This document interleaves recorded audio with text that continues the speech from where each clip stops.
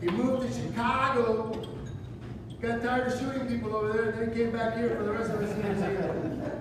His burning desire is to become the next Ryan Seacrest. I don't know what that means, but let's go with it, man. Something no one knows about him. I can, with that voice he's got, he used to be a cheerleader in high school. Yes. So, he's going to be in pom-poms in a couple weeks here. His keys to success, not giving up and trusting the process. So let's hear it. Bravo. Thank you so much, Mr. Buffalo. Good morning, BNI. It's a pleasure to be with you guys. And this is not the time to take a break, yes. So, as Oscar said, I did grow up in Miami, 7th grade on. My sister went to UM. My mom and I followed her down here. And I went to middle school starting in 7th grade on, then went to Killian, graduated. Everybody went to college, and I said, you know what, I've got a better plan. I know there's something better and bigger out there. I'm going to have a child instead of going to college. So if we revert back to 1997, I probably would have reworked my strategy a little bit, but needless to say, 16 years later, I have an incredible child that speaks truth into my life, and it's really the driving force behind me being an entrepreneur. So if we rewind back to 2008, it's pretty clear what took place then. So my daughter was born in 2002 in Chicago. It was entirely too cold, and I said, I've got to get out of here. I'm either going to the East Coast or the West Coast. I got an opportunity in Southern California, and I took it. The guy said, I guarantee you'll make your first 100 grand in this sales position. I'm like, that's a lot of money. I'm 23 years old. Ended up moving out there, finished the year out, got salesman of the year, made $103,000 that first year, took the prize money and the vacation, came back, and I quit. People were like, what are you doing, man? You're the top dog. You run this place. And I said, listen, I brought in $759,000 in revenue for that guy last year, and I brought home $103,000. Those numbers will never work for me. I'm out. Got into the marketing business for mortgage brokers and real estate agents. We had call centers that we would drive calls into and clean them up and screen them out and transfer them live over to mortgage brokers that wanted to refinance their home. Well, we all know what happened in 2008. Banks stopped lending, brokers stopped lending loans, and obviously they weren't buying leads. So I found myself left holding the bag. Made a lot of money in my 20s. Horrible decisions, right? We all do that, I think, in our 20s. A humbling experience, to say the least. So I came back from my best friend's wedding in March of 2008. The sky is literally falling, and the cars are getting repoed, and everything's just going crazy, and I don't know what's going on. And my best friend that I grew up with down here said, what do you need? And I'm like, I need a bailout, dude, like the rest of the country. And he said, listen, here's a check for $5 grand. Here's the keys to my rental place in Brickell. Go back to California, sell all your shit, because it's the model unit. It's fully furnished. You'll be good. As soon as you get back here, we'll figure it out. Thank God for friends in low places. Moved back in 2008. Nothing was going on in 2008. So from 2008 to 2010, I was a complete degenerate and did nothing. Except suck my thumb and feel sorry for myself. Then one day in 2010, I just woke up and I said, you know what? No more of this. I was at the top of the mountain, and I'm going back, baby. And the first way I'm going to be able to do that is I'm going to go see Tony Robbins. Oh yeah, baby, I need to unleash the giant within. So I called my friend Whitney, who works for Tony at the time in San Diego. She fills me in on the details on going a few months later, and then hangs up and calls me back an hour later. She goes, I forgot to tell you, Sebastian, my best friend lives on Miami Beach, and she's part of Tony's core team of 6. She travels with Tony, would be a great contact for you. I'm going to make an introduction.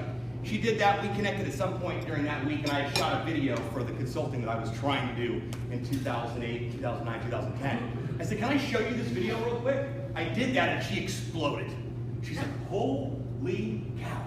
Your energy, your enthusiasm, you need to start a YouTube channel. You'd have 1 million followers. I'm like, what am I going to talk about? Mortgage refinancing in 2010? Are you crazy? And she goes, well, what about social media? And I'm like, well, I kind of have been in the space since the inception, 2004. She said, what about a TV show? I'm like, there's a lot of buzz around it, social buzz TV. Hey, that kind of works, social buzz TV. I sent that to my web designer. 3 days later, I had a logo, and that's all I had, folks. I had a logo and a bus pass, oh, and a skateboard and a flip camera. That's it. I got it all figured out.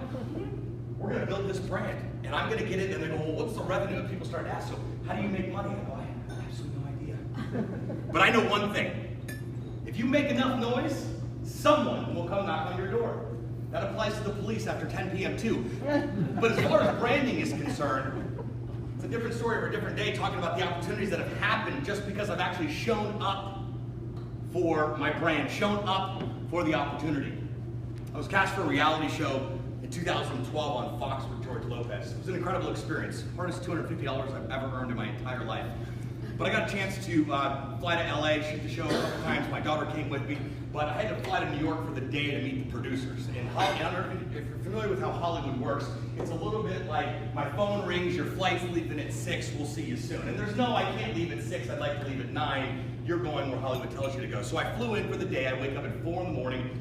I get into the city about 10 o'clock. My meeting's 10 minutes long. I walk in, big, huge table, Fox executives, why you want to be on the show, what's it all about, why do you want to get a date? It was a dating show, me and 30 women, it sucked. The meeting was 10 minutes long, so I'm like, I have the whole day, my flight's not till 7 o'clock. So like any normal New York City tourist would do, I wandered over to Times Square. And as I'm standing in the advertising mecca of the world, everyone is looking down at their phones. They're not staring at the millions of dollars the brands are spending to be displayed in the advertising mecca of the world, Times Square, New York. No, they're looking down at their phone. And I stopped and I said to myself, wow, Sebastian, we are in the midst of an incredible shift in the way we communicate. The way we've talked and communicated will never happen again. You're never going to be in the market for a fax machine again. You're never going to be on, hey, did you get the beepers are back? What color's your case? You get the little chain. It's never going to happen. Technology is not slowing down for any of us, and most importantly, technology doesn't give a rip about any of us at all. It doesn't care about your feelings, what you think you should be doing. Well, I don't do Facebook. Well, you better start, right? Because you didn't do a cell phone before, right? But now you do. It just happens that way. We're in the midst of an incredible shift. Rich Barber, I've known for 30 years. Every time I run into Rich, and when I first moved back, I'd run into him. I ran into like the big Rich days, you know? And I say, hey, Rich, we gotta get some going. We gotta get these going. And he's like, listen, Sebastian, people don't look for attorneys on the internet. We shot 6 videos back in September into October.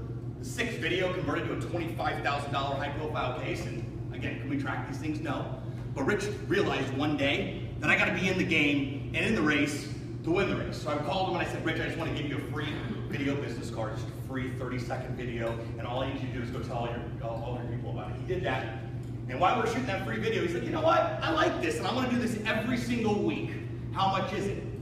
And he signed up that day, and the rest is really history. We've been rocking and rolling, and thankfully, because of the Legal Buzz and Title Buzz campaign, it's created a ton of interest, especially within this room and within the community, and also Rich's community. The goal of social media is not numbers. The goal of social media is not I have 1 million followers, because those 1 million followers, 3 people like your picture, it's irrelevant. Your brand is not about you. Your brand is about how it makes other people feel. It's about other people's needs. Social media allows you to effectively tell the story of your brand through videos and blog posts. Everyone wants a peek behind the curtain. Give it to them. Rod handed out these little stickers right here. These are called Snapchat codes. It's all probably Greek to most people that are in this room. I firmly believe Snapchat's on their way out because Facebook is going to completely take them out with their Instagram strategy. But with that code, you can go to Snapchat and you can scan it and you're instantly connected to me. Let's take it a step further. Facebook Messenger and Instagram, Facebook Messenger already has a similar code. So you'll start seeing these in speaking presentations where you can just take a picture of the screen and automatically connect with someone. That's the reason that I decided to share that sticker with you, so you guys understood where we're at. I put those all over town, wherever there's stickers, so people just scan it and I'm instantly connected. We're gonna go one step further and really blow your noodle for a minute, okay? I want you to, just for a second, consider the idea of becoming a media company for your brand. Especially a law firm, we need a media company. A podcast strategy, a video strategy, a YouTube strategy, a title buzz strategy allows you to educate, motivate, and differentiate, and tell the story of your brand. And guess what? If someone likes it, what are they going to do? They're going to share it. If you end up getting a customer from this, you're going to be completely sold on the whole idea of being able to tell your story. Social media sucks if you don't know what you're doing, but I can assure you, I definitely know what I'm doing. We've got a laundry list of successful campaigns that we've ran and we continue to run. I speak professionally on behalf of my personal brand, Sebastian Rusk, and I'm simultaneously building my personal brand while building my media company, which is Social Buzz TV, and also our agency. I know it sounds crazy, but one day, very soon, I say within the next 24 months, you're going to be able to create a podcast strategy for your brand, for your law firm, and it's going to go something like this. This episode of Title Buzz is brought to you by Coldwell Banker. For questions and concerns, a discount on your next real estate transaction, mention Title Blitz. I know that sounds crazy, but creating a media outlet to create content, tell your story, and then have one of your vertical partners that you work with step up and say, hey, listen, I love your show, you're getting some traction on. Can I like throw an ad on the front of that? That's where we're going. I don't know if you saw the memo or not. Disney pulled all their stuff from Netflix because they're launching their own streaming company. DirecTV has a monthly solution now. There's no satellite dish. It's 35 bucks right here. It's where we're at. With that being said, I want to execute the same exact strategy that I did to get Rich Barber on board over 12 months ago. So let's set up a one-to-one. I want to give you all a free video business card. That's a free 30-second to 1-minute video that allows you to display exactly what your business is all about. So let's set up a one-to-one. Make sure you grab my card. I want to walk you through the park and help you better understand what you don't know that you don't know about social media. And remember, social media sucks if you don't know what you're doing. My name is Sebastian Rusk with Social Buzz TV.